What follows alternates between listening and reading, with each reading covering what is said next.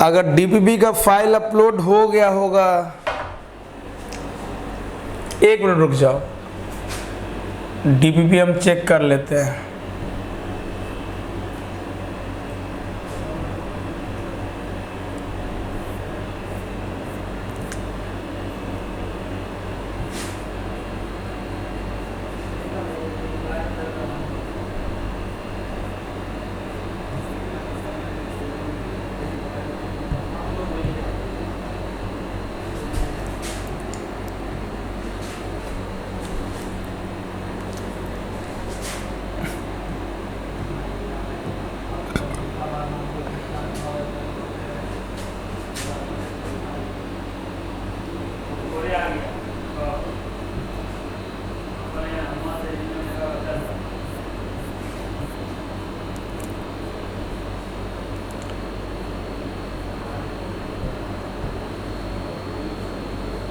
DPP तो upload हुआ ही नहीं बाबू।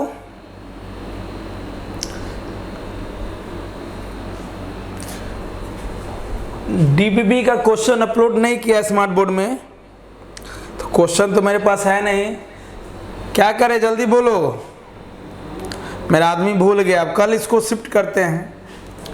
कल वेडनेसडे है ना, कल एक्स्ट्रा लाइव क्लास रहता है, तो अब एक दो दिन वेट किए हो तो आज भर रुक जाओ, कल डीपीपी करते हैं और ढेर सारा क्वेश्चन। जल्दी बोलो, अपलोड नहीं किया है, ठीक है।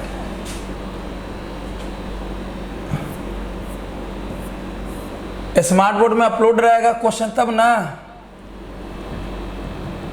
अब इसके लिए बहुत डांट सुनाएगा वो। मतलब हम बोले थे कि कल डीपीपी हम डिस्कस करेंगे, इसमें अपलोड कर देना, तो आदमी के जैसा ही काम करता है। चलो आज पढ़ते हैं, कल एक्स्ट्रा क्लास में रखते हैं एक्स्ट्रा चीज, ठीक है। तो आते हैं एनर्जी रूप से।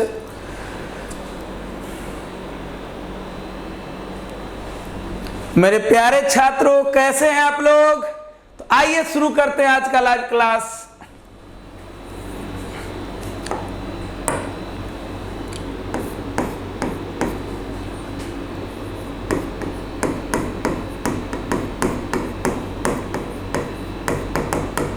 इलेक्ट्रिक पोटेंशियल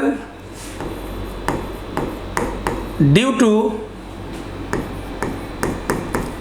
हॉलो स्फीयर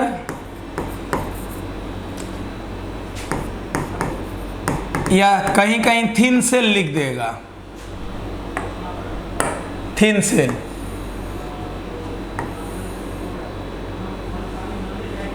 अब ध्यान से देखो, अब इसमें जो क्वेश्चन पूछा जाएगा वो कैसे पूछा जाएगा, तो ऐसा पूछ सकता है, electric potential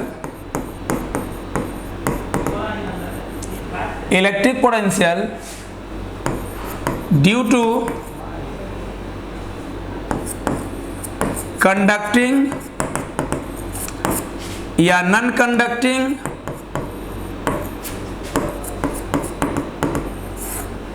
electric potential due to conducting या नॉन कंडक्टिंग स्फेरिकल सेल।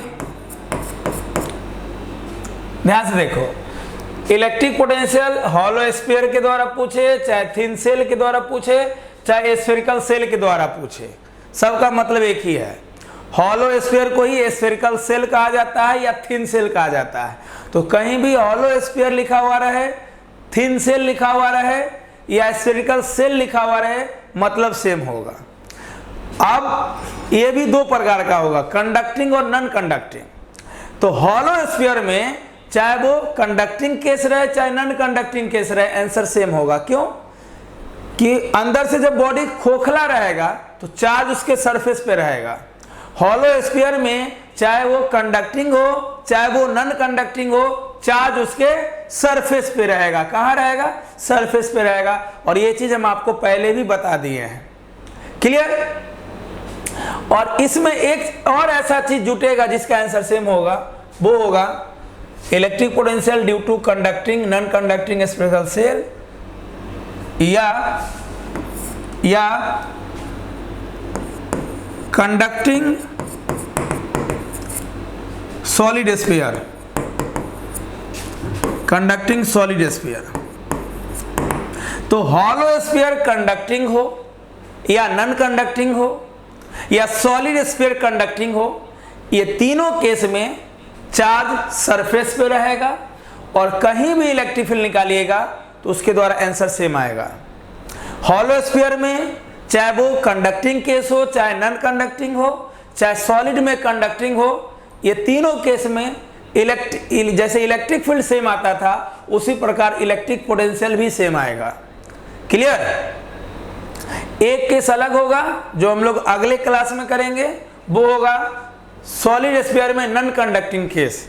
जब टॉपिक हम लोग आपको बताएंगे नॉन कंडक्टिंग सॉलिड स्फीयर, इस केस में अलग आंसर आएगा। तो अगर आपसे क्वेश्चन पूछा जाए electric potential due to hollow sphere या थिन सेल या स्फेरिकल सेल, तीनों का मतलब एक होगा। इसमें दो केस पूछ सकता है आपसे, कंडक्टिंग या नॉन कंडक्टिंग। तो हॉलो स्फीयर के केस में कंडक्टिंग हो या नॉन कंडक्टिंग हो, चार्ज उसके सरफेस पे रहेगा। क्लियर? और सॉलिड कंडक्टिंग के केस में भी या कंडक्टिंग सॉलिड स्फीयर के भी केस में चार्ज सरफेस पे ही रहेगा। तो ये तीनों केस में चाहे हॉलो स्फीयर कंडक्टिंग हो, चाहे हॉलो स्फीयर नॉन कंडक्टिंग हो, चाहे सॉलिड स्फीयर कंडक्टिंग हो, हॉलो स्फीयर कंडक्टिंग हो, हॉलो स्फीयर नॉन कंडक्टिंग हो, सॉलिड स्फीयर कंडक्टिंग हो, ये तीनों केस में आंसर एक ही आएगा। जो आंसर डिफरेंट होगा वो होगा नॉन कंडक्टिंग सॉलिड स्फीयर, जो हम लोग अगले क्लास में करेंगे। क्लियर? तो इसका स्क्रीनशॉट ले लो ताकि नाम क्लियर रहे। ले लिए स्क्रीनशॉट। अब इस तीनों क्वेश्चन में चाहे हॉलो स्फीयर कंडक्टिंग रहे, चाहे हॉलो स्फीयर नॉन कंडक्टिंग रहे, चाहे सॉलिड स्फीयर कंडक्टिंग रहे, इसमें अब तीन केस आएगा। Case 1, when point is outside, when point is outside, और इसका मतलब हो गया that means R greater than capital R।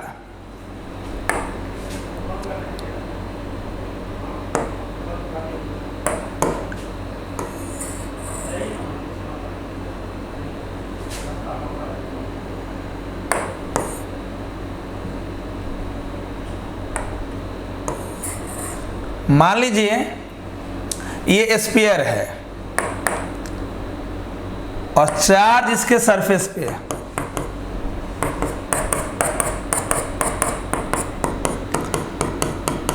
तो ये हॉलो स्फीयर होगा। हॉलो स्फीयर में कंडक्टिंग हो या नॉन कंडक्टिंग, चार्ज सरफेस पे रहेगा। और सॉलिड स्फीयर कंडक्टिंग है तो चार्ज तो सरफेस पे ही रहेगा। मान लो इसका रेडियस R है और सेंटर से R डिस्टेंस पे कोई पॉइंट P लिए जहां पे हमें चाहिए इलेक्ट्रिक पोटेंशियल। सेंटर से R डिस्टेंस पे कोई पॉइंट P लिए जहां पे हमें चाहिए इलेक्ट्रिक पोटेंशियल। ठीक है? तो किसी भी पॉइंट पे पोटेंशियल निकालने के लिए उस पॉइंट पर इन्फिनिटी से यूनिट पॉजिटिव चार्ज को हम लोग लाते हैं उठाकर। यूनिट पॉजिटिव चार्ज को इन्फिनिटी से इस पॉइंट पर लाने में जो एक्सटर्नल एजेंट वर्क करता है वो एक्सटर्नल एजेंट के द्वारा work done per unit charge को ही हम लोग इलेक्ट्रिक पोटेंशियल कहते हैं। तो अगर मुझे इस पी पॉइंट पे पोटेंशियल निकालना है तो इन्फिनिटी से एक्सटर्नल एजेंट को, या एक्सटर्नल एजेंट कोई भी हो सकता है, मैं आप कोई भी, मुझे इस चार्ज को इस पी पॉइंट पे लाना पड़ेगा। ठीक है? तो आराम से देखिए चीज़ों को कैसे समझेंगे।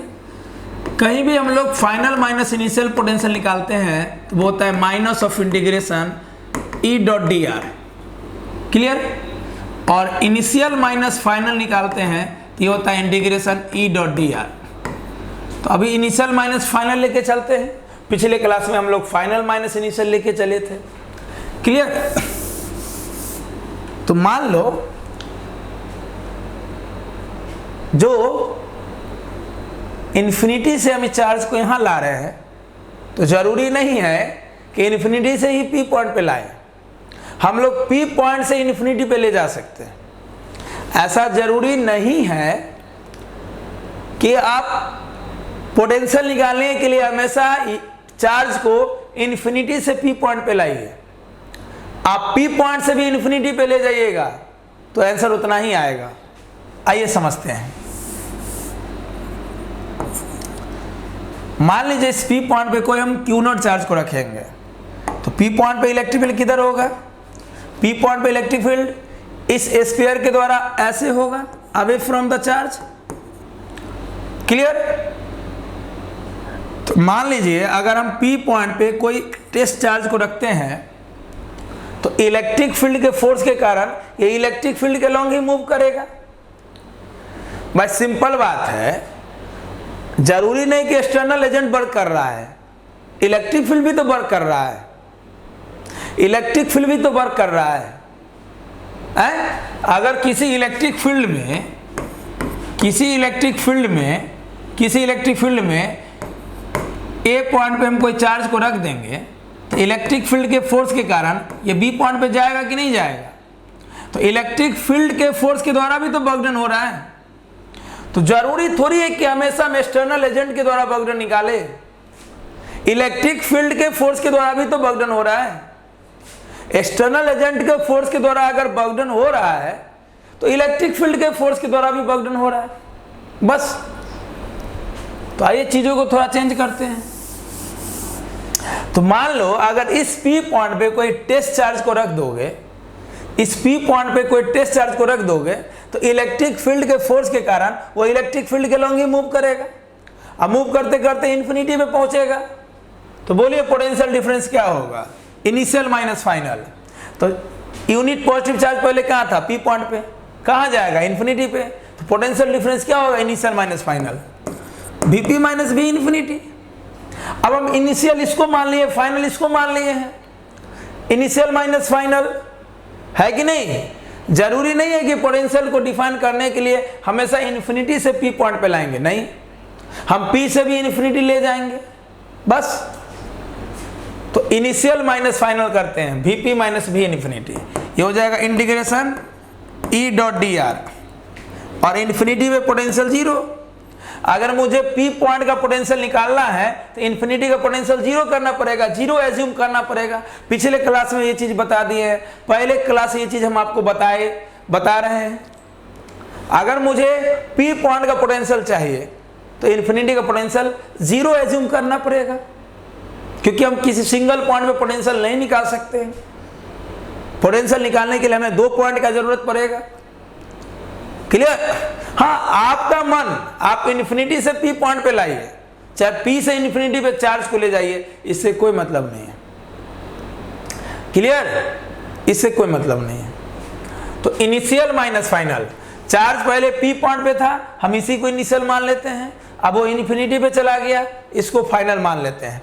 तो इनिशियल माइनस फाइनल क्या हो जाएगा?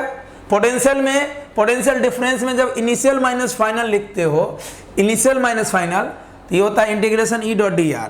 इन्फिनिटी में पोटेंशियल जीरो। अगर मुझे P पॉइंट में पोटेंशियल चाहिए तो इन्फिनिटी में पोटेंशियल जीरो एज्यूम करना पड़ेगा। Integration E dot dr, dot माने कॉस थीटा, कॉस जीरो होगा, क्योंकि अभी जो हम लोग निकाल रहे हैं पोटेंशियल डिफरेंस, वो पोटेंशियल डिफरेंस में फील्ड वाला फोर्स ले रहे हैं। पहले क्या करते थे? इन्फिनिटी से P पॉइंट पे चार्ज को लाते थे एक्सटर्नल एजेंट के द्वारा।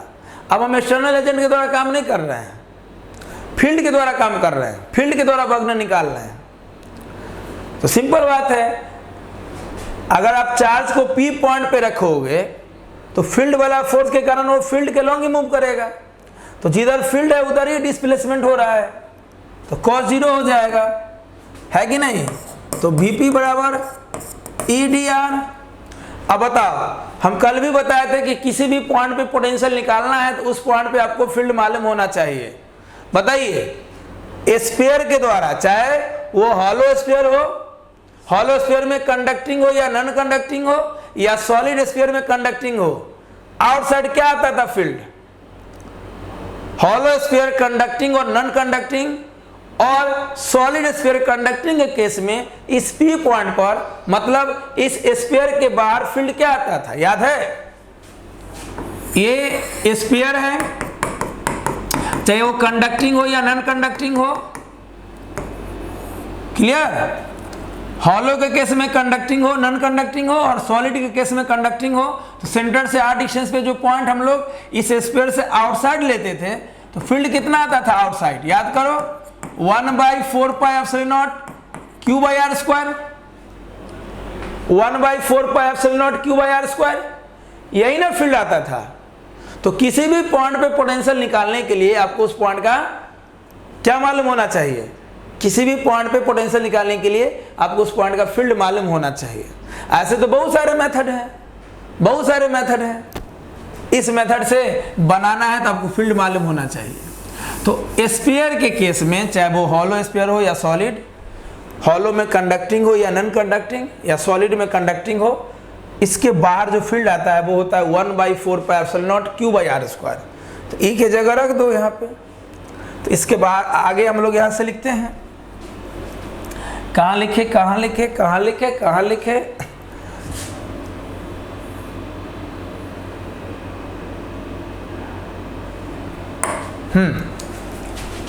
तो P पॉइंट पे पोटेंशियल बराबर EdR, E का वैल्यू हो जाएगा 1/4πε0 q/r² dr। अब लिमिट क्या होगा, कहां से कहां चार्ज जा रहा है? पहले क्या करते थे, इन्फिनिटी से P पॉइंट पे लाते थे। अब चार्ज इलेक्ट्रिक फील्ड के फोर्स के द्वारा, पहले एक्सटर्नल एजेंट के द्वारा वर्क डन निकालते थे, अब इलेक्ट्रिक फील्ड के फोर्स के द्वारा वर्क डन निकाल रहे हैं। तो इलेक्ट्रिक फील्ड का फोर्स चार्ज को कहां से कहां ले जा रहा है, P से इन्फिनिटी। P पॉइंट सेंटर से r दूरी पे है, यानी आप r से इन्फिनिटी ले जा रहे हैं, लिमिट हो जाएगा r से इन्फिनिटी।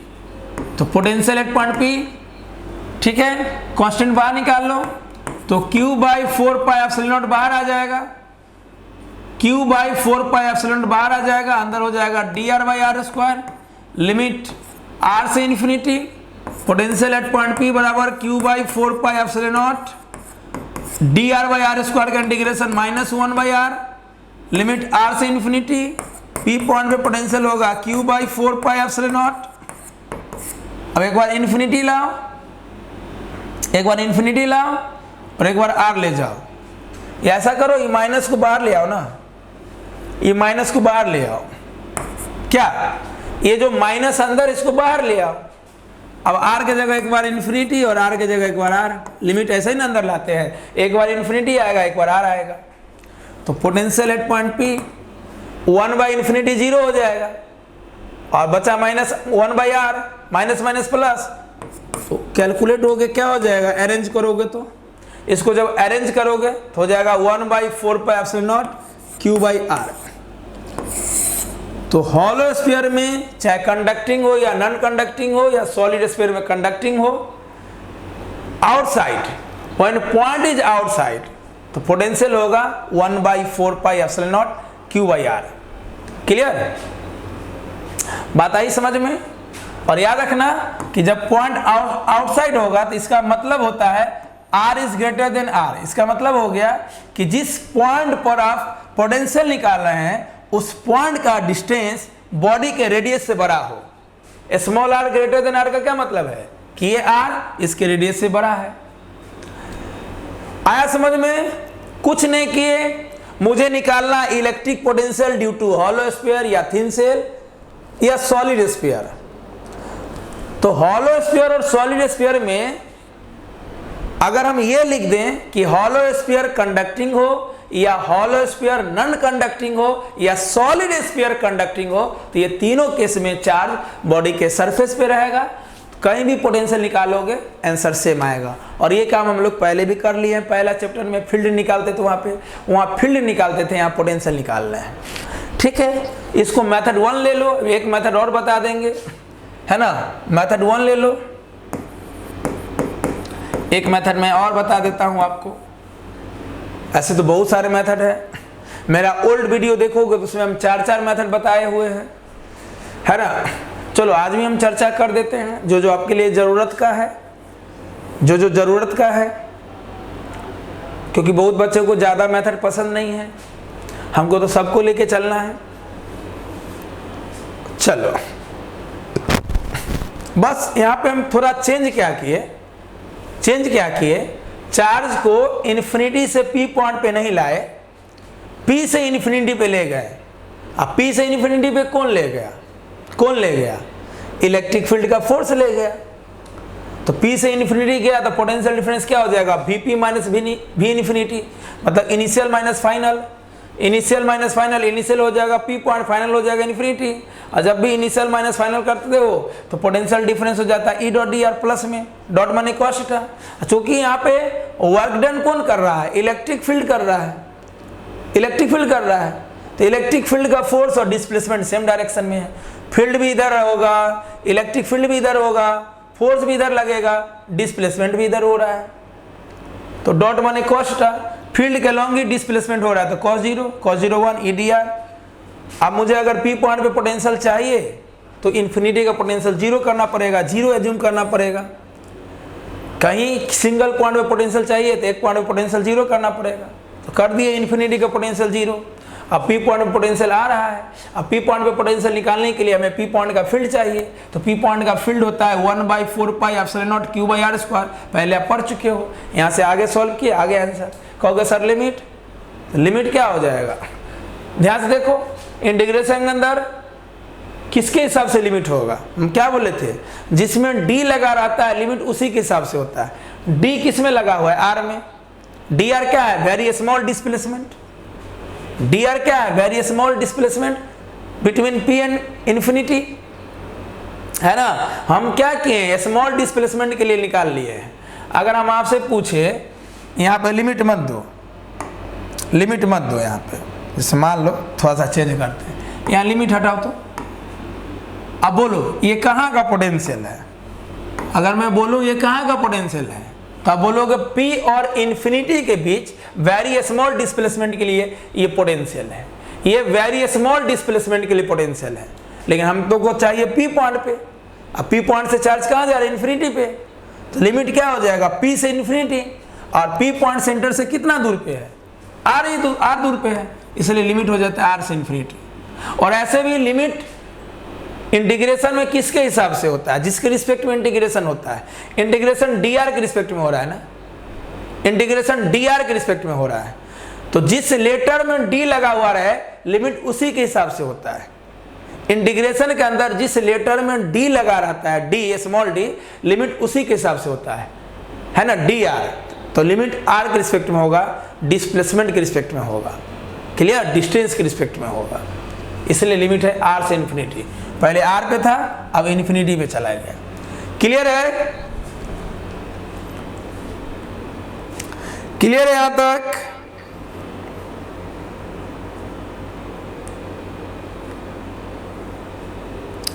यहां तक क्लियर है? और कोई भी नया चीज आज हम नहीं बोल रहे हैं, शुरू से जो पढ़ा रहे हैं। अब तो कैपेसिटेंस से स्टार्ट होगा, पोटेंशियल एकदम लास्ट होने को है ना, पोटेंशियल लास्ट होने को है। चले आगे। इसलिए सारा देखो यार, पढ़ने का सिंपल मतलब है जो कुछ भी हम बोलते हैं वो चीज आपको सुनाई नहीं देना चाहिए, विजुलाइज होना चाहिए, फील होना चाहिए कि सर क्या बोल रहे हैं लेक्चर में। और उसके लिए आज से पहले जितना सारा चीज पढ़ाए हैं वो क्लियर होना चाहिए, आपका झकास होना चाहिए, धांसू होना चाहिए आपका। सुन रहे हो ना?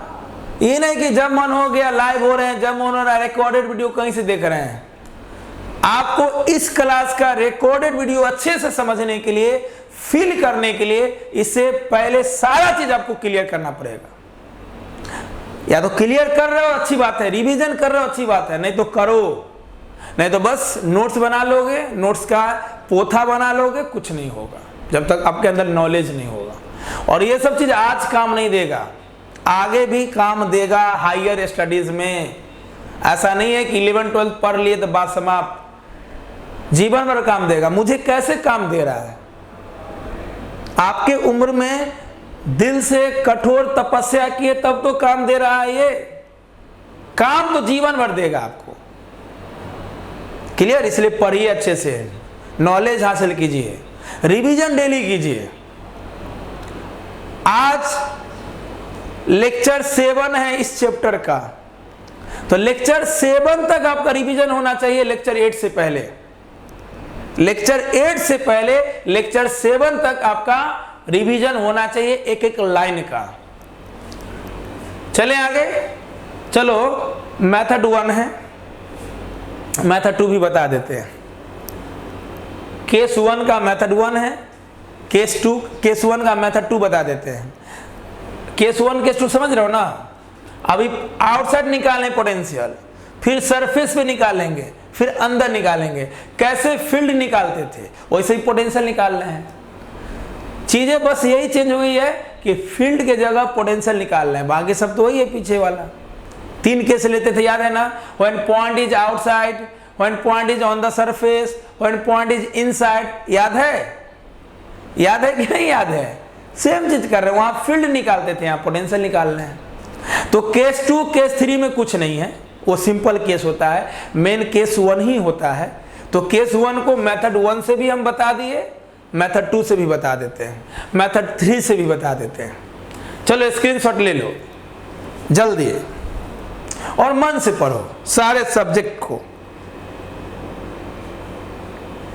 अभी साइंस पे ध्यान दो, पीसीएम है तो पीसीएम पे, पीसीबी है तो पीसीबी पे, और एग्जाम से 2-3 महीने पहले इंग्लिश हिंदी पे लग जाना।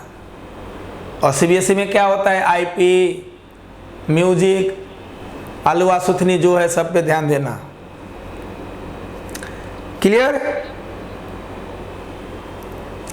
नेक्स्ट,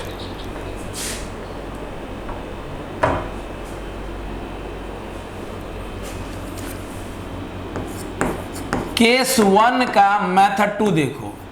अभी हम लोग केस 1 का मेथड 1 देख रहे थे, अब केस 1 का मेथड 2 देखो। केस 1 क्या है? हॉलो स्फीयर कंडक्टिंग हो या नॉन कंडक्टिंग हो, सॉलिड स्फीयर कंडक्टिंग हो, उसके आउटसाइड क्या होगा? Electric potential. उसी का मेथड 2 देखिए।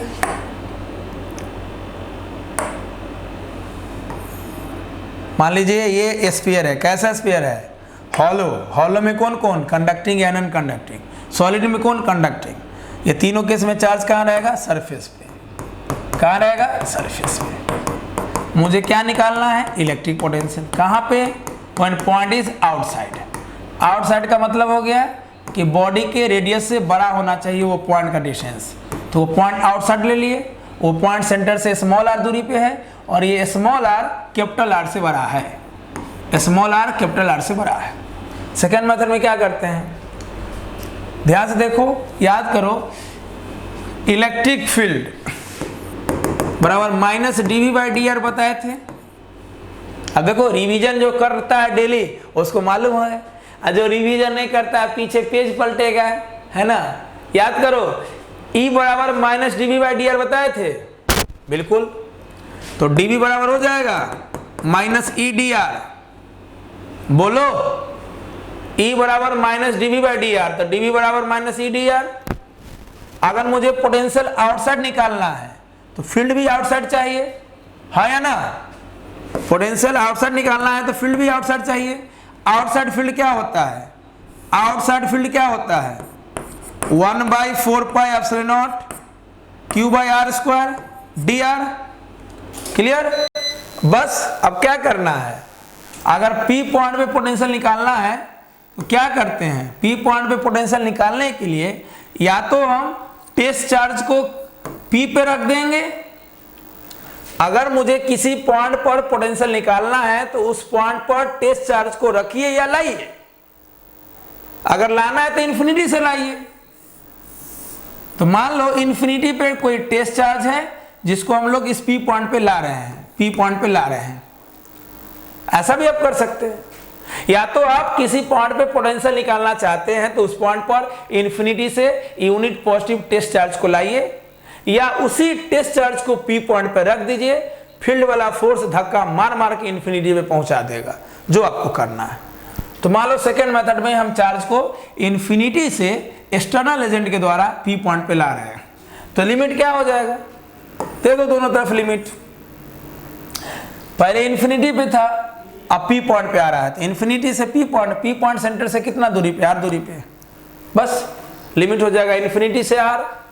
आप इन्फिनिटी से पी पॉइंट पे ला रहे हो, पी पॉइंट कहाँ है, आर दूरी पे है, तो लिमिट इन्फिनिटी से आर। अब सोचो, LHS का लिमिट दे दिया, ये RHS का लिमिट दे दिए, LHS का लिमिट, बोलो जब इन्फिनिटी पे होगा टेस्ट चार्ज तो पोटेंशियल क्या होगा, जीरो। LHS में लिमिट यहाँ इन्फिनिटी होगा तो यहाँ जीरो, और जब R डिस्टेंस पे ले आओगे तो पोटेंशियल क्या होगा, भी। इन्फिनिटी में पोटेंशियल क्या होगा, जीरो, तो यहाँ जीरो रख देंगे। R डिस्टेंस पे पोटेंशियल भी। क्लियर हो रहा है, विजुलाइज आ रही है अच्छे से समझ में।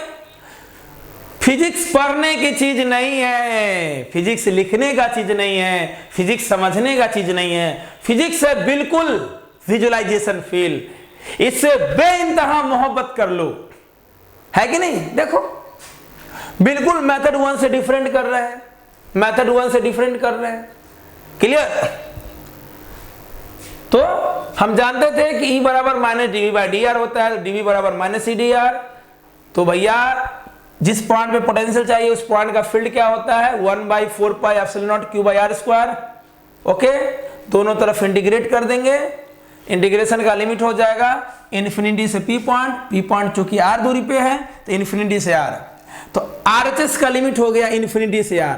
तो LHS का भी लिमिट थोड़ा बात कर लेते हैं। बताओ, जब चार्ज इन्फिनिटी पे था तो पोटेंशियल वहां पे जीरो, जब उसको इन्फिनिटी से कोई एक्सटर्नल एजेंट आर डिस्टेंस पे ले आएगा तो मान लीजिए कि आर डिस्टेंस पे पोटेंशियल भी है, और यही भी मुझे चाहिए, यही भी चाहिए। तो बोलिए LHS का इंटीग्रेशन सॉल्व होके क्या होगा, dV का इंटीग्रेशन भी, ये पूरा सॉल्व होके हो जाएगा भी। RHS में कांस्टेंट बाहर ले लो, कांस्टेंट हो जाएगा -Q/4 पाई एप्सिलॉन नॉट, अंदर में बचेगा dr by are square, limit infinity से r, तो -Q/4 pi epsilon not dr by are square का integration -1/r, dr by R का इंटीग्रेशन -1/r, लिमिट इन्फिनिटी से r है। क्लियर। v बराबर -Q/4 pi epsilon not. Clear. आप ध्यान से देखो, एक बार r अंदर आएगा, एक काम ऐसा करें, ये माइनस को बाहर निकाल लोगे तो ये माइनस तो प्लस हो जाएगा, ये माइनस बाहर आएगा तो ये माइनस प्लस हो जाएगा। क्लियर। तो यहाँ पे क्या है, माइनस दे रहे हो, v बराबर Q/4 पाई एप्सिलॉन नॉट, ये माइनस और ये माइनस प्लस हो गया। अब चलो लिमिट लाओ, एक बार r आएगा एक बार इन्फिनिटी, तो अंदर में हो जाएगा 1/r माइनस 1/इन्फिनिटी, तो v बराबर Q/4 pi epsilon not. Okay, अंदर में हो जाएगा 1/r माइनस 0, अरेंज करके हो जाएगा 1/4 pi epsilon not Q/r। Clear हो गया। तो मेथड 1 से बनाओ चाहे मेथड 2 से बनाओ, आंसर तो सेम आना है, बस प्रोसेस बदल जाता है। आया समझ में। अब तो आप लोग को इस सब चीज का आइडिया हो जाना चाहिए, आपको इस सब चीज का आइडिया हो जाना चाहिए कि कैसे क्या हो रहा है। क्लियर है। चलें आगे।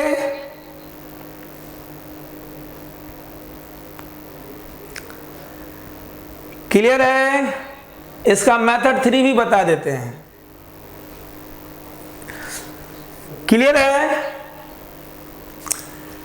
तो जितना मेथड से हम लोग पढ़ेंगे उतना नॉलेज होगा। मेथड 1 समझ लिए, मेथड 1 में भी इंटीग्रेशन से किए, मेथड 2 में भी इंटीग्रेशन से किए, लेकिन मेथड 3 एकदम झकास मेथड होगा, आदित्याज स्टाइल में, एक लाइन में प्रूफ, एक लाइन में प्रूफ। याद करो, अभी हर लेक्चर में हम नंबर ऑफ मेथड आपको बता रहे हैं, हर लेक्चर में नंबर ऑफ मेथड लेके चल रहे हैं। तो एक ऐसा मेथड होता है आदित्याज स्टाइल में, मेरे स्टाइल में, जो एक लाइन में चीजों को प्रूव करेगा। तो बस ले लिए स्क्रीनशॉट। चलें आगे। चलिए केस 1 का मेथड 3 करते हैं।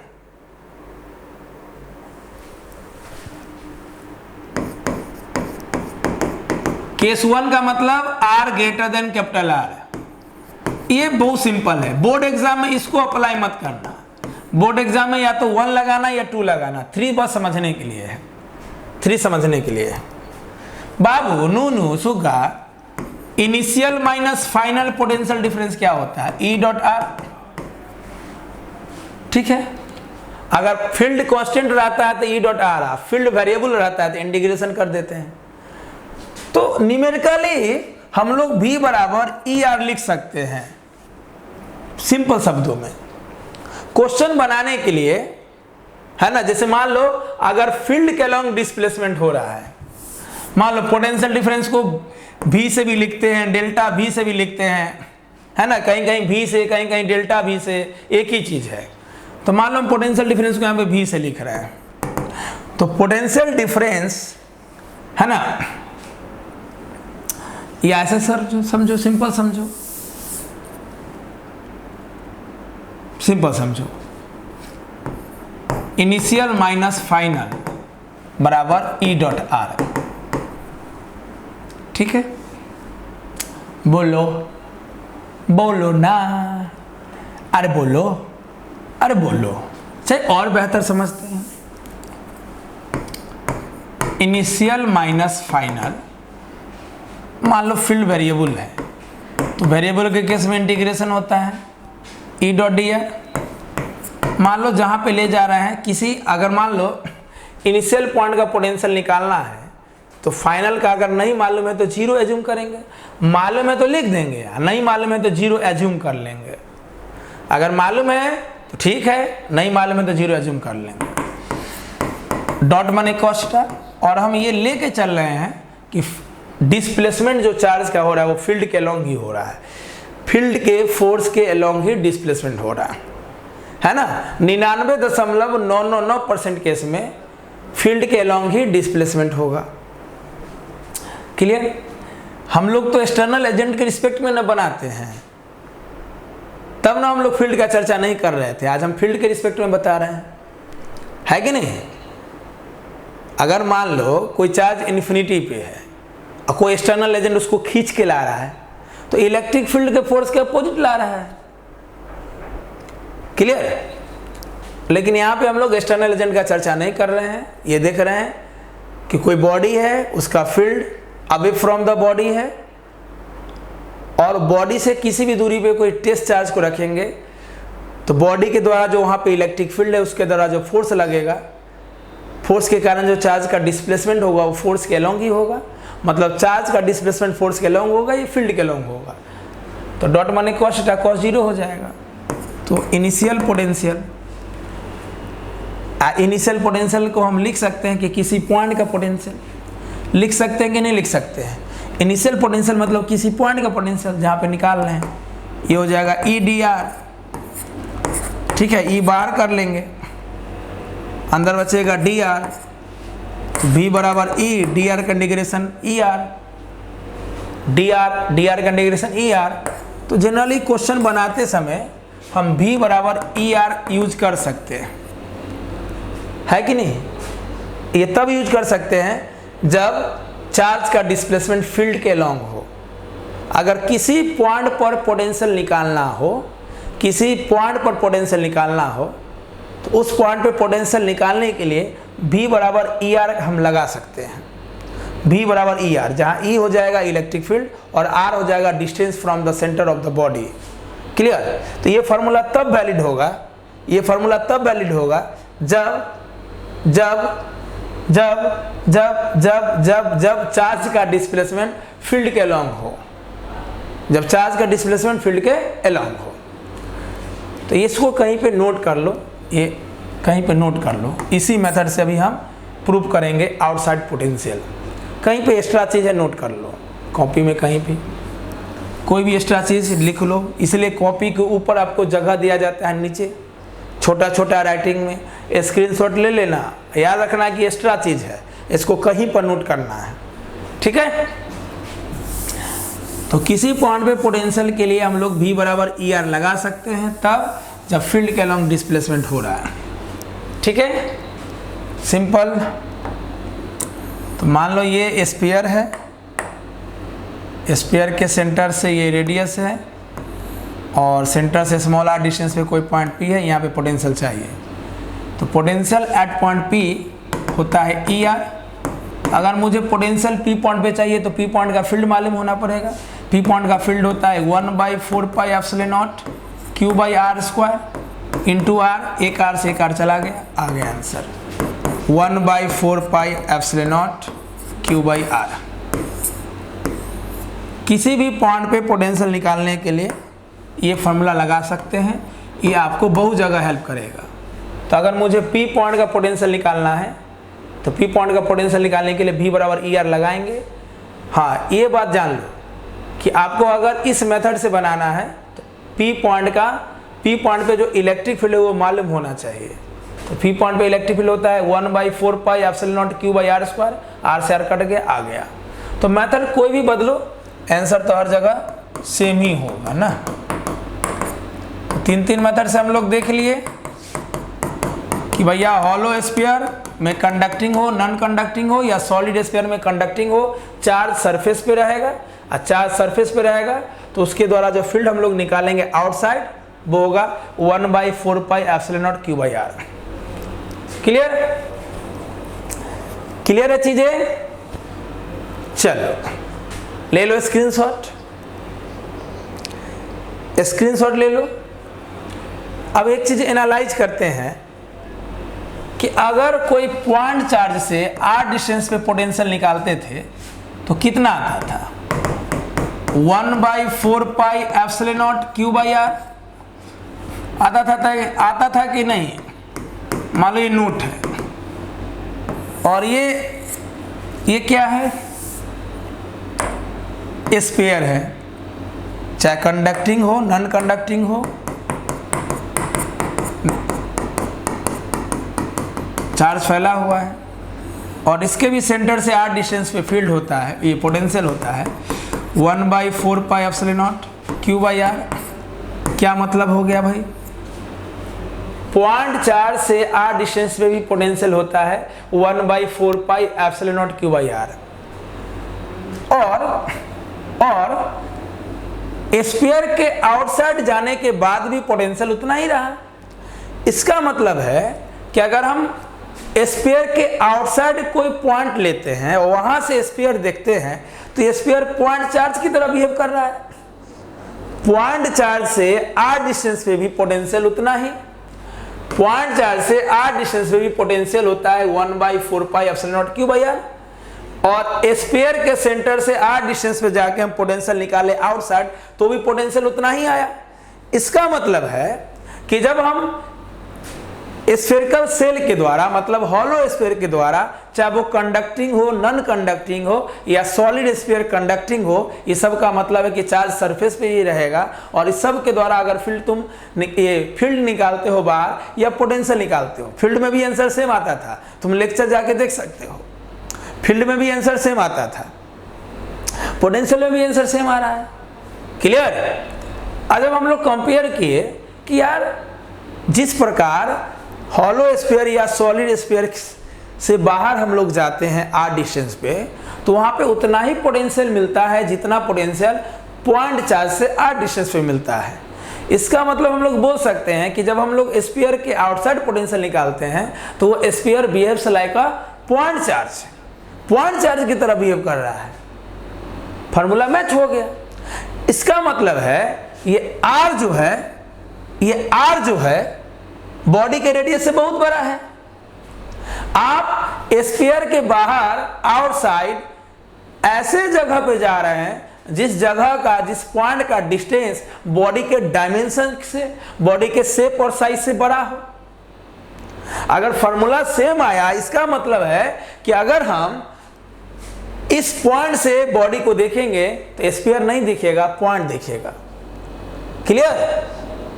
बात समझ रहे हो कि नहीं समझ रहे हो? फार्मूला मैच करने का सिंपल मतलब है कि अगर हम स्फीयर के सेंटर से आउटसाइड जाकर देखेंगे स्फीयर को तो स्फीयर मुझे पॉइंट की तरह दिखेगा। इसका मतलब है जो r पे हम ले रहे हैं पोटेंशियल, जो r पे निकाल रहे हैं वो बहुत बड़ा है बॉडी के डायमेंशन से, बॉडी के शेप और साइज से। क्लियर? तो यहाँ पे नोट क्या होगा? यहाँ पे नोट क्या होगा? नोट होगा when point is outside the sphere। और स्फीयर में कौन कौन होगा समझ लेना यहाँ पे। when point is outside the sphere then it behaves as like point charge, then it behaves as like point charge,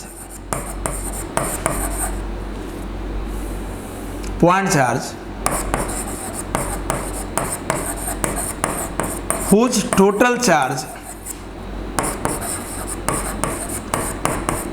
is concentrated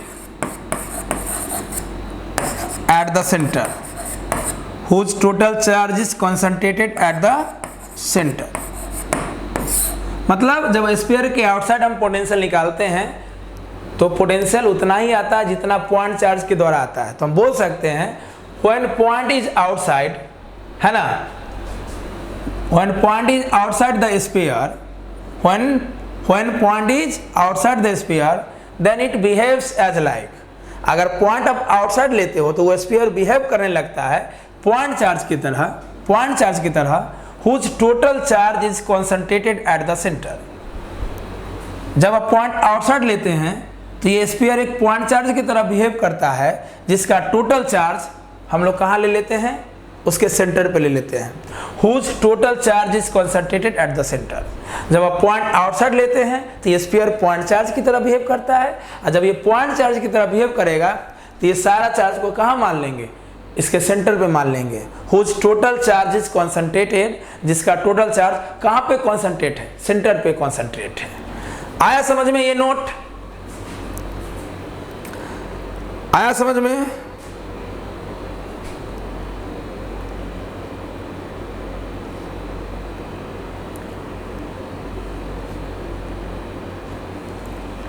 चलें आगे।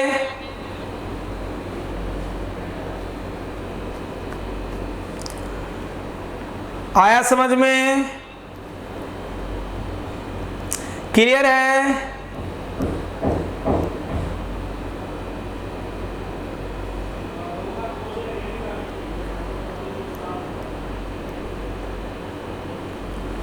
चलिए, तो बाबू केस 1 का मतलब हो गया जब पॉइंट आउटसाइड लेंगे, स्फीयर के बाहर लेंगे, तो उसका हम लोग 3 मेथड देखें।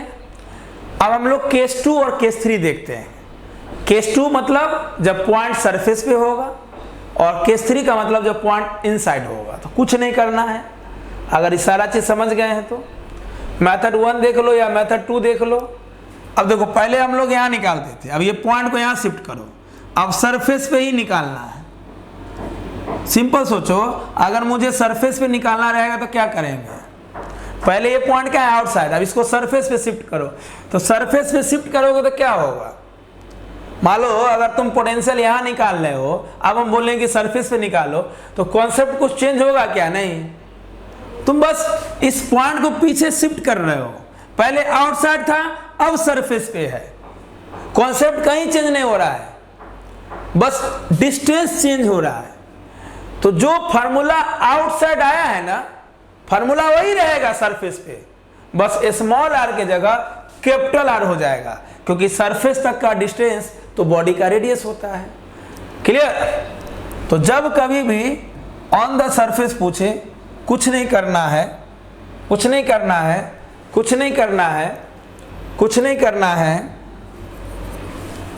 केस 2 लिखना है और ये लिख देना है when point is on the surface।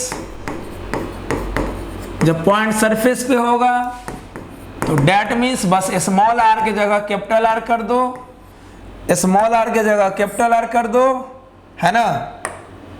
बस मुझे यहीं पे निकालना है। अब सोचो पॉइंट पी को यहाँ पे शिफ्ट कर दोगे तो स्मॉल आर कैपिटल आर में बदल जाएगा। बस फॉर्मूला क्या हो जाएगा, पोटेंशियल आउटसाइड क्या निकाले थे, वी आउट। मान लो पोटेंशियल आउटसाइड कितना निकाले थे, 1/4πε0 क्यू बाय स्मॉल आर। बस इस फॉर्मूला में क्या करो, पुट स्मॉल आर के जगह कैपिटल आर, तो भी सरफेस पे क्या हो जाएगा, V at the surface 1/4 pi epsilon not Q by capital R, खत्म कहानी। जो निकाले थे वो आउटसाइड था, अब उसमें बस स्मॉल r की जगह कैपिटल R रख दो, सरफेस पे आ जाएगा। आया समझ में? इसमें तो कुछ करना ही नहीं है। मेथड 1 केस 1 क्लियर है, तो केस 2 में तो कुछ है ही नहीं। पहले भी हम लोग ऐसे भी करते थे, याद करो जब हम आपको इलेक्ट्रिक फील्ड निकालना सिखाए थे तो ऐसे ही करते थे। केस 2 याद है कि नहीं?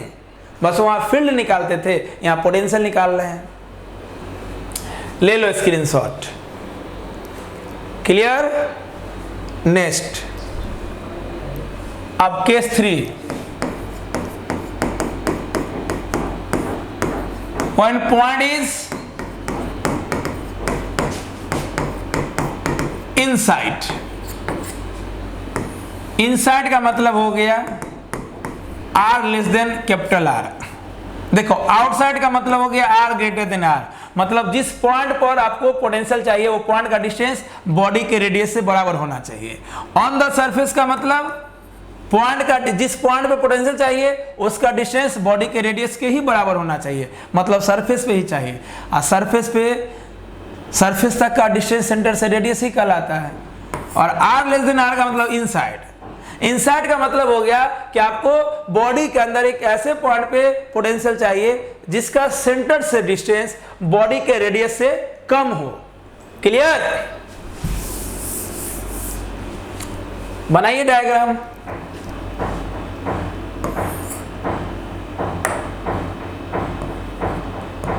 ये स्फीयर है, रेडियस R है, चार्ज फैला हुआ है इसके सरफेस पे। कंडक्टिंग का मतलब सरफेस पे चार्ज होगा। हॉलो में कंडक्टिंग रहे चाहे नॉन कंडक्टिंग रहे, चार्ज सरफेस पे ही होगा। और सॉलिड में कंडक्टिंग पे सरफेस पे रहेगा और नॉन कंडक्टिंग में पूरे वॉल्यूम में रहेगा। तो नॉन कंडक्टिंग वाला केस सॉलिड के रिस्पेक्ट में, यानी अगले क्लास में हम लोग करेंगे electric potential at a point due to solid non conducting sphere, वो अलग केस है। बाकी आज जो हम लोग पढ़ रहे हैं हॉलो स्फीयर में, हॉलो स्फीयर कंडक्टिंग हो, नॉन कंडक्टिंग हो या सॉलिड स्फीयर कंडक्टिंग हो, ये सब एक ही चीज होता है क्योंकि सब में चार्ज सरफेस पे होता है। अब आज पूरे लेक्चर के दौरान इतना बार ये चीज हम रिपीट किए हैं ताकि आपको कंफ्यूजन ना हो। जब से आज का लेक्चर शुरू हुआ है तब से ये चीज हम बहुत बार रिपीट किए हैं। क्यों भाई? आपको कंफ्यूजन ना हो। क्लियर? तो चलो मान लो सेंटर से स्मॉल r दूरी पे कोई पॉइंट P लिए जहां पे हमें पोटेंशियल चाहिए। ठीक है, तो किसी भी पॉइंट पे पोटेंशियल निकालने के लिए आपको अगल बगल सराउंडिंग में कोई पॉइंट होगा जहां का पोटेंशियल मालूम करना पड़ेगा। अगर मुझे ये P पॉइंट पे पोटेंशियल मालूम हो, अगर P पॉइंट पे पोटेंशियल मालूम करना है तो मुझे सरफेस पे मालूम होना चाहिए। ये इनसाइड पॉइंट है P और S है सरफेस। ये क्या है? सरफेस है S। अगर मुझे P पॉइंट का निकालना है तो हम क्या बोले थे? किसी भी पॉइंट का पोटेंशियल तुम नहीं निकाल सकते हो। किसी भी पॉइंट का पोटेंशियल तुम नहीं निकाल सकते हो। अगर मुझे P पॉइंट का पोटेंशियल निकालना है तो मुझे सरफेस के रिस्पेक्ट में निकालना पड़ेगा। मतलब समझ लो कि हम P पॉइंट पे कोई यूनिट पॉजिटिव टेस्ट चार्ज को लाए और खींचकर S पॉइंट पे ले जा रहे हैं, तो P और S के बीच में पोटेंशियल डिफरेंस क्या हो जाएगा? Vp minus Vs। Vp minus Vs। Clear? तो अगर P इनिशियल है और S फाइनल है, जहां पे अरे भाई सिंपल, मैं जो समझा रहा हूं समझो। मुझे कहां चाहिए पोटेंशियल? P पॉइंट पे। P पॉइंट कहां है? बॉडी के अंदर सेंटर से स्मॉल r दूरी पे। तो अगर मुझे P पॉइंट का पोटेंशियल निकालना है तो मुझे सरफेस पे मालूम होना चाहिए। कैसे? पहले P पॉइंट पे निकालने के लिए इन्फिनिटी पे मालूम होना चाहिए। पहले P पॉइंट पे निकालने के लिए इन्फिनिटी के रिस्पेक्ट में निकालते थे। मतलब किसी पॉइंट पे पोटेंशियल निकालने के लिए आपको दूसरे पॉइंट का सहारा लेना पड़ेगा, क्योंकि हम किसी पॉइंट का पोटेंशियल नहीं निकाल सकते हैं जब तक कि दूसरे का हेल्प ना ले। तो हम क्या करेंगे? इस P पॉइंट पे यूनिट पॉजिटिव टेस्ट चार्ज को रखेंगे और एक्सटर्नल एजेंट के मदद से एस पॉइंट पे ले जाएंगे, सरफेस पे ले जाएंगे, तो पी और एस के बीच में पोटेंशियल डिफरेंस हो जाएगा वीपी माइनस वी एस। चूंकि हम यहाँ इनिशियल माइनस फाइनल लिख रहे हैं तो ये हो जाएगा ई डॉट डी आर। ठीक है, अब सोच यार, इतना तो कर लिए, तो अंदर में तो इलेक्ट्रिक फील्ड 0 होता है। हॉलो स्फीयर चाहे कंडक्टिंग हो या नॉन कंडक्टिंग हो या सॉलिड स्फीयर कंडक्टिंग हो, ये तीनों के केस में इनसाइड इलेक्ट्रिक फील्ड क्या आता था, याद है, 0। और ऐसे भी सोच लो ना, चार्ज सरफेस पे है, conducting hollow sphere, non conducting hollow sphere, conducting solid sphere के केस में चार्ज सरफेस पे होता है, अंदर में तो चार्ज है नहीं, तो अंदर में इलेक्ट्रिक फील्ड 0। और ऐसे भी इस चीज को हम पहले मैथमेटिकली प्रूव करके बता दिए हैं कि जब चार्ज सरफेस पे हो तो इलेक्ट्रिक फील्ड अंदर में 0 होता है। सिंपल, यहाँ पे ये 0 हो जाएगा, इलेक्ट्रिक फील्ड तो 0 हो जाएगा क्योंकि अंदर में इलेक्ट्रिक फील्ड होता ही नहीं है। तो Vp माइनस वी एस बराबर 0, 0 डॉट डी आर, ये पूरा टर्म 0 हो जाएगा, मतलब Vp बराबर वी एस। तो गजब हो गया कि भैया इस P पॉइंट में पोटेंशियल उतना ही होगा जितना सरफेस पे होगा, मतलब P पॉइंट का पोटेंशियल सरफेस के बराबर होगा। तो सरफेस पे पोटेंशियल कितना है, सरफेस पे पोटेंशियल होता है 1/4 pi epsilon naught Q by capital R। तो जो सरफेस पे होगा वही अंदर में होगा। अभी अभी ना निकाले हैं, सरफेस पे पोटेंशियल कितना, 1/4 pi epsilon naught Q by R। तो जो सरफेस पे होगा पोटेंशियल वही अंदर में होगा, इसलिए P पॉइंट पे पोटेंशियल हो जाएगा 1/4 pi epsilon naught Q by R। अब इसका क्या मतलब हुआ, इसका मतलब हो गया कि स्फीयर के केस में पोटेंशियल सेंटर से लेके सरफेस तक, सेंटर से लेके सरफेस तक बदलता ही नहीं है, कांस्टेंट रहता है। अब सोचो, सरफेस पे भी उतना ही पोटेंशियल है, P पॉइंट पे उतना ही है, और अंदर के किसी पॉइंट पे जाओगे तो पोटेंशियल उतना ही होगा, अंदर के किसी पॉइंट पे जाओगे तो पोटेंशियल उतना ही होगा, अंदर के किसी पॉइंट पे जाओगे तो पोटेंशियल उतना ही होगा। क्लियर? तो गजब चीज हो गया भैया कि electric potential hollow sphere conducting, hollow sphere non conducting, solid sphere conducting में सेंटर से लेके सरफेस तक वैल्यू कांस्टेंट रखता है, मतलब बदलता ही नहीं है। देखो ना, सरफेस पे भी पोटेंशियल कांस्टेंट, सरफेस पे भी पोटेंशियल। और ऐसे भी अगर हम थोड़ा एक्स्ट्रा बात कर ले कि जैसे मान लो ये स्फीयर है, इसका रेडियस r है, सेंटर से r डिस्टेंस पे कोई पॉइंट P लिए, यहाँ पे पोटेंशियल कितना आता था, आउटसाइड पोटेंशियल कितना आता था, आउटसाइड पोटेंशियल कितना आता था 1/4 pi epsilon naught Q by R।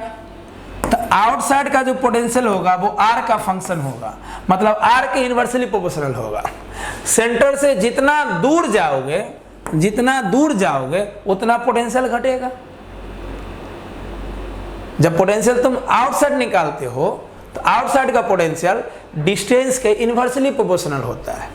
Centre से जैसे जैसे दूरी बढ़ाओगे तुम्हारा पोटेंशियल कमेगा, R जितना ज्यादा होगा आउटसाइड पोटेंशियल उतना कम होगा, ये कम होगा तो ये ज्यादा होगा। सरफेस पे कितना लाए थे हम लोग, सरफेस पे कितना लाए थे, सरफेस पे लाए थे 1/4 pi epsilon naught Q by R। यहाँ तो 1/4 पाई एप्सिलॉन नॉट कांस्टेंट ही है, चार्ज कांस्टेंट है, और R तो बदलने वाला नहीं है, बॉडी का रेडियस बदलेगा नहीं। तो सरफेस पे तो पोटेंशियल कांस्टेंट है, मतलब मैक्सिमम है। स्फीयर के केस में सरफेस पे पोटेंशियल मैक्सिमम होगा, क्योंकि ये तो किसी चीज पे डिपेंड करता ही नहीं है। कोई भी चीज का वैल्यू तभी चेंज करेगा जब वो कोई भी चीज पे डिपेंड करे। यहाँ पे V आउट R पे डिपेंड कर रहा है, इसलिए R चेंज होने से ये चेंज होगा। लेकिन यहाँ पे जो पोटेंशियल सरफेस वाला है वो किसी चीज पे डिपेंड नहीं कर रहा है, क्योंकि सब इसमें कांस्टेंट है। तो अगर कोई फार्मूला आप डिराइव करते हो तो वो फार्मूला में अगर सब कुछ कांस्टेंट रहता है तो जिसका फार्मूला होता है वो तो कांस्टेंट हो गया। इसका मतलब होता है कि सरफेस पे पोटेंशियल ना बढ़ेगा ना घटेगा। क्लियर? और सबसे खुशखबरी के बात हुआ कि इसके अंदर सेंटर से तुम किसी भी पॉइंट पे चला जाओ, यहाँ P पे चले जाओ, यहाँ Q पे चले जाओ, इधर R पे चले जाओ, इधर S पे चले जाओ, जितना सरफेस पे पोटेंशियल होगा उतना ही अंदर पोटेंशियल होगा हर जगह। इसका मतलब हो गया सेंटर से लेके सरफेस तक पोटेंशियल कांस्टेंट ही रहता है ना। स्फीयर के केस में सेंटर से लेके सरफेस तक पोटेंशियल कांस्टेंट ही रहता है। क्लियर? हमेशा देख लो, जो हम लोग निकालना चाह रहे थे, हमको P पॉइंट पे पोटेंशियल चाहिए था, तो हम क्या बोले कि किसी भी पॉइंट पे पोटेंशियल निकालने के लिए आपको अगल बगल का पोटेंशियल किसी पॉइंट का मालूम होना चाहिए। तो हमें सरफेस का मालूम है, तो हम P पॉइंट पे कोई टेस्ट चार्ज को ले आए। अब टेस्ट चार्ज को P से सरफेस की ओर ले जाएंगे, तो P और S के बीच में पोटेंशियल डिफरेंस क्या हो जाएगा? E dot D R. अब हम तो जानते हैं कि अंदर का पोटेंशियल, अंदर का फील्ड जीरो होता है, तो जैसे ये जीरो होगा पूरा RHS जीरो हो जाएगा।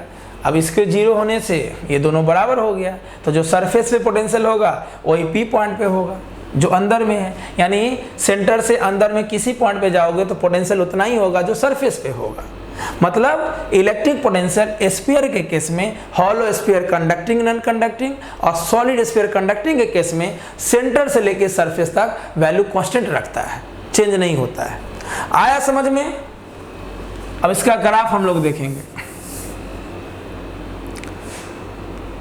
आया समझ में?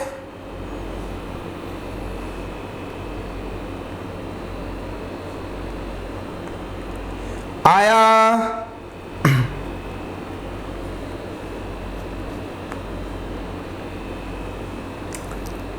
चलें?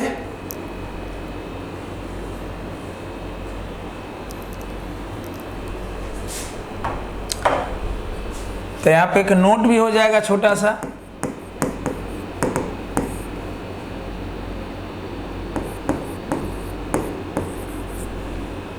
सेंटर से लेके सरफेस तक, सेंटर से लेके सरफेस तक भी कांस्टेंट होगा। सेंटर से लेके सरफेस तक पोटेंशियल कांस्टेंट होगा।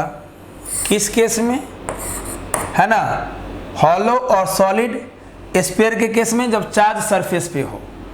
हॉलो और सॉलिड स्फीयर के केस में जब चार्ज सरफेस पे हो। चार्ज सरफेस पे तब होगा जब कंडक्टिंग सॉलिड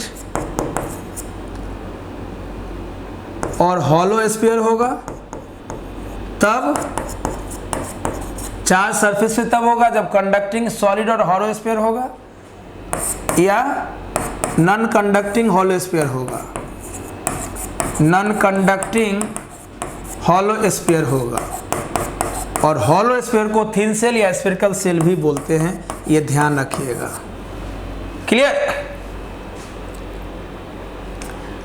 चलें आगे। और ये केस 3 आपको आगे न्यूमेरिकल में भी काम आएगा, बहुत तगड़ा तगड़ा क्वेश्चन में। क्वेश्चन पूरा रहेगा लंबा चौड़ा, लेकिन बनेगा एक लाइन में अगर ये प्रॉपर्टी क्लियर हो गया तो। चले आगे। Next graph.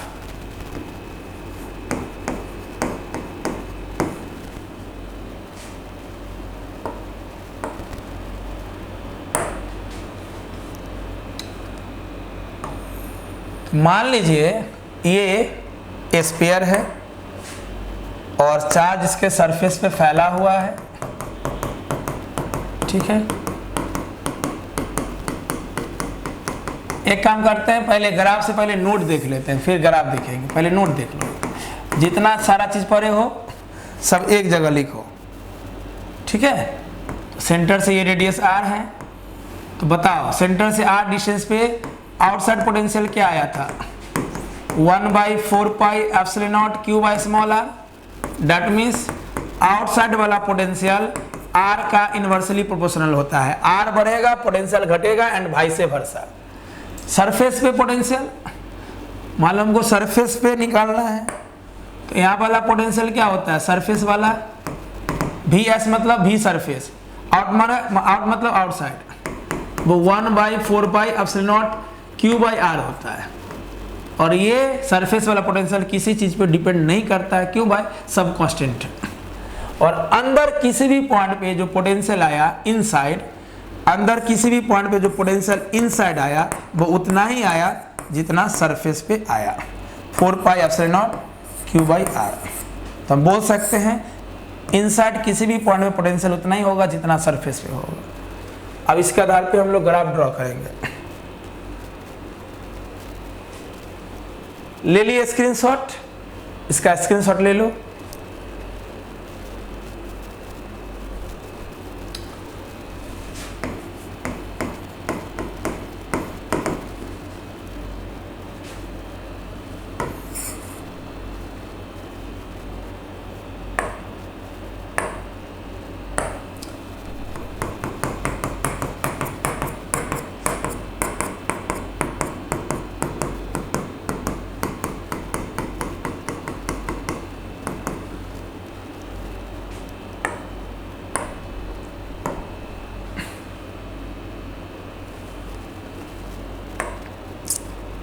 पहले तो ये सेंटर हो जाएगा, मान लो ये सेंटर है,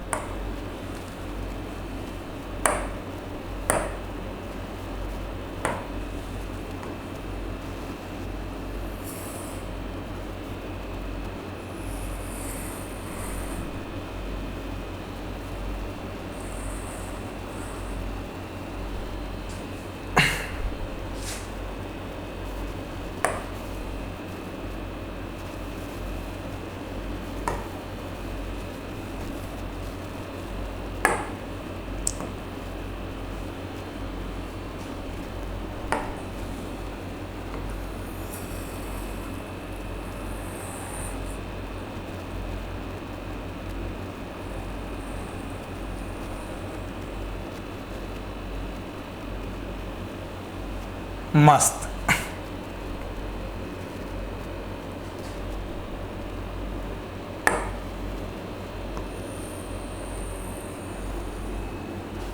ये line distance from the centre है, डिस्टेंस फ्रॉम द सेंटर, ठीक है। अब सोचो ध्यान से, ये तो सेंटर वाला लाइन है स्फीयर में, सेंटर से सरफेस तक पोटेंशियल कांस्टेंट होता है तो अंदर लाइन स्ट्रेट रहेगा, सेंटर से सरफेस तक पोटेंशियल कांस्टेंट रहता है, यानी ये अंदर का बात है, अंदर का मतलब r लेस देन r, तो पोटेंशियल कांस्टेंट लाइन स्ट्रेट रहेगा सरफेस पे मैक्सिमम। अब सरफेस के बाद पोटेंशियल क्या होगा, घटने लगेगा, ये सरफेस को शो करेगा, सरफेस के बाद पोटेंशियल घटने लगेगा, सरफेस पे क्या हो जाएगा, r बराबर r, सरफेस के बाद पोटेंशियल घटने लगेगा, है ना। क्यों भाई, क्योंकि आउटसाइड वाला पोटेंशियल r के इनवर्सली प्रोपोर्शनल होता है। तो ये आउटसाइड, स्फीयर के आउटसाइड क्या होगा, स्फीयर के आउटसाइड जितना दूरी पे जाओगे पोटेंशियल घटेगा, सरफेस पे ना बढ़ेगा ना घटेगा, सरफेस में ना बढ़ेगा ना घटेगा, और सेंटर से लेके सरफेस तक पोटेंशियल कांस्टेंट रहेगा, इसलिए लाइन स्ट्रेट है। तो ये इनसाइड, ये सरफेस, ये आउटसाइड। तो ये ऐसे भी ग्राफ ड्रॉ किया जाता है, या तुम इसको सिंपल ऐसे भी कर सकते हो, y एक्सिस पे फील्ड ले लो, सॉरी पोटेंशियल, y एक्सिस पे पोटेंशियल ले लो, और ये डिस्टेंस है, डिस्टेंस मतलब कहां से लेते हैं, from the centre of the body.